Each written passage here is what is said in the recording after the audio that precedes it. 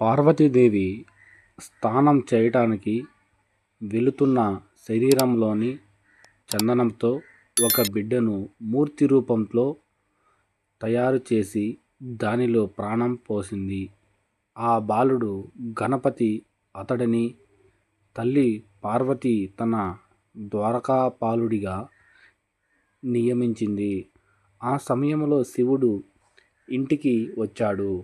గణపతి ఆయనను ఆపి లోపలికి రావద్దు అని చెప్పింది. అమ్మ స్నానం చేస్తుంది, ఇప్పుడే లోపలికి రావద్దు అని అన్నాడు. దీనికి శివుడు కోపగించి తన గణాలతో కలిసి గణపతిని యుద్ధం చేశాడు. గణపతి ధైర్యంగా అందరినీ ఓడించాడు. చివరకు శివుడు తానే వచ్చి గణపతిని నిరుత్సాహం చేశాడు. పార్వతీదేవి ఈ సమయంలో తెలుసుకొని మహాకోపముతో తాండవం చేసింది. నా కుమారునికి తిరిగి జీవం ఇవ్వాలి, లేకపోతే సమస్తాన్ని నాశనం చేస్తాను అని చెప్పింది. అప్పుడు శివుడు, విష్ణువు, బ్రహ్మదేవుడు ఒక పరిష్కారం కనుక్కున్నారు. మొదట కనపడిన జీవికి తల తీసి గణపతికి అమర్చుదాం అని నిర్ణయించారు.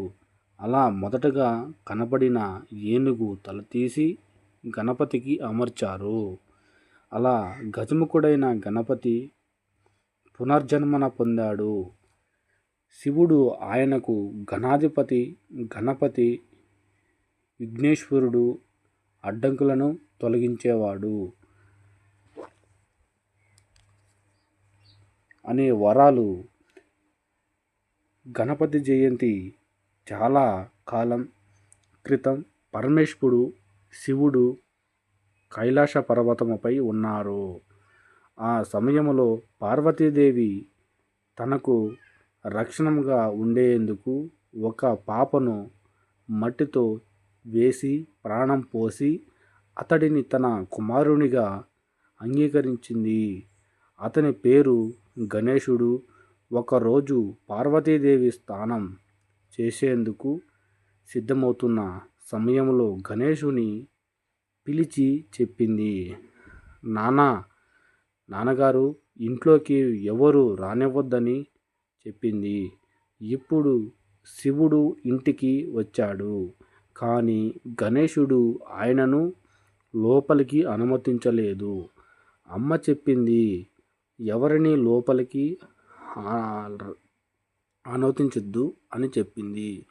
శివుడు కోపంతో గణేశుని తలను నరికి వేశాడు.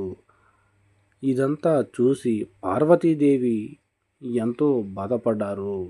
ఆమె శ్లోకాన్ని చూసి శివుడు బాధపడి గణేశుని తిరిగి బతికించాలనుకున్నాడు.